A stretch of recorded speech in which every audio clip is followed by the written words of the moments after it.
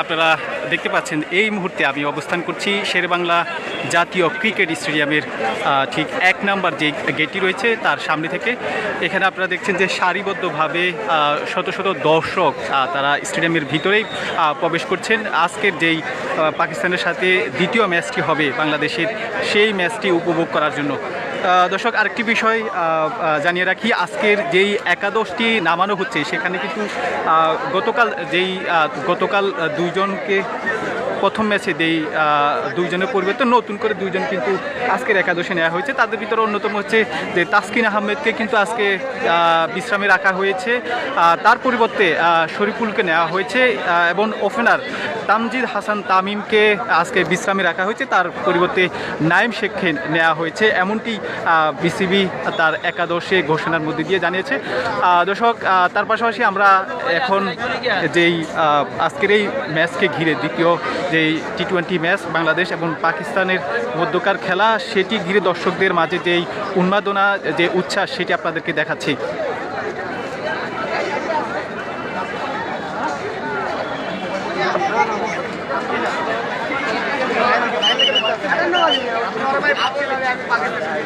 দর্শক দেখতে পাচ্ছেন দীর্ঘ লাইন কিন্তু এখানে আমরা দেখতে পাচ্ছি দর্শকদের, তারা লাইন ধরে ধরে ভেতরে প্রবেশ করছে এবং লাইনে কিন্তু অসংখ্য ক্রীড়াপ্রেমীরা এখানে উপস্থিত হয়েছে।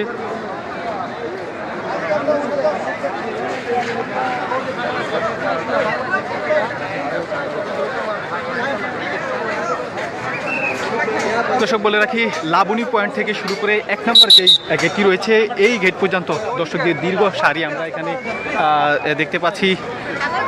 অর্থাৎ যেমনটি আওয়াজ উঠেছে যে ক্রীড়া অর্থাৎ ক্রিকেটের দর্শকের ভাটা পড়ছে, এমনটি অনেকেই বলেছিল, কিন্তু পাকিস্তান এবং বাংলাদেশের ম্যাচ ঘিরে সেটি মিথ্যা প্রমাণিত হয়েছে। আবারও ক্রীড়া দর্শক যেমনটি বলছিলাম, ক্রিকেটকে যারা ভালোবাসেন তারা কিন্তু থেমে নেই, তারা কিন্তু মাঠে এসে সরাসরি বাংলাদেশের যে খেলা পাকিস্তানের সাথে চলমান রয়েছে টি-20 3টি সিরিজের প্রথম ম্যাচে কিন্তু সেটি তারা প্রমাণ করেছে। সেখানে আমরা দেখেছি যে হাজার হাজার দর্শক কিন্তু মাঠে বাংলাদেশ টিমকে সাপোর্ট করেছে এবং আজকেও কিন্তু সেটির ধারাবাহিকতা অব্যাহত রয়েছে।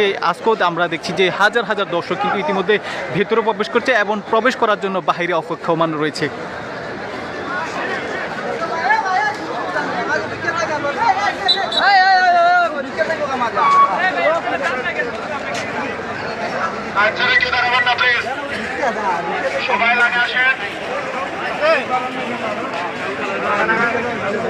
দর্শক, চোখ যত দূর যায় তত দূর আমরা দেখছি যে দর্শকদের দীর্ঘ সারি।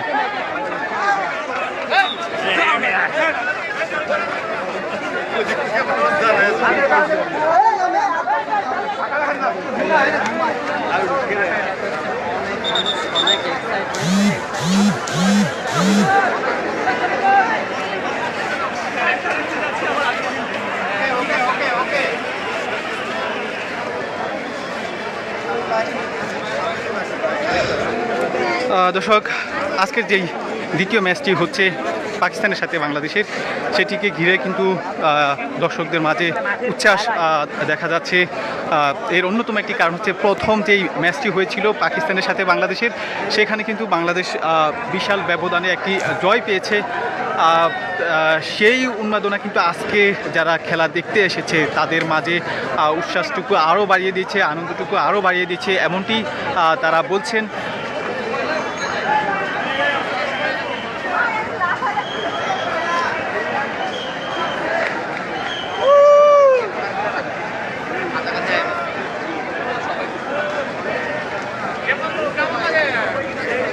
দর্শক, আরেকটি বিষয় বলে রাখি, এখানে এই আজকের এই টি-20 সিরিজের দ্বিতীয় ম্যাচকে ঘিরে আইনশৃঙ্খলা বাহিনী সতর্ক অবস্থায় রয়েছে।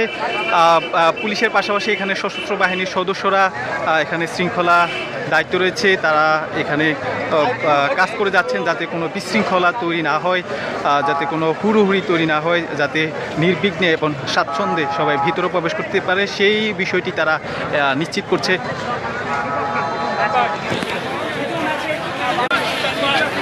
দেখা যাবে হয়তো বাংলাদেশ দল মাঠে নেমে গিয়েছে। বাইরে দীর্ঘ লাইন দেখছেন।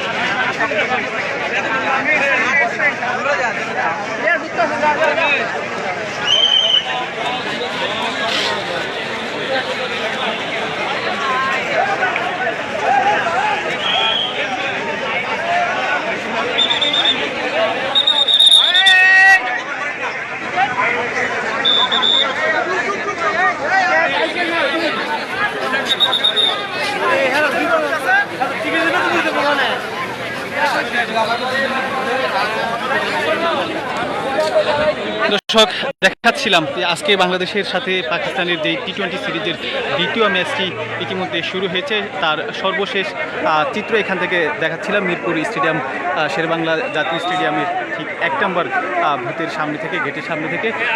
এখানে আপনারা দেখতে পাচ্ছি যে অসংখ্য দর্শক এখনও বাহিরে অবস্থান করছে, যদিও খেলা ইতিমধ্যে শুরু হয়েছে।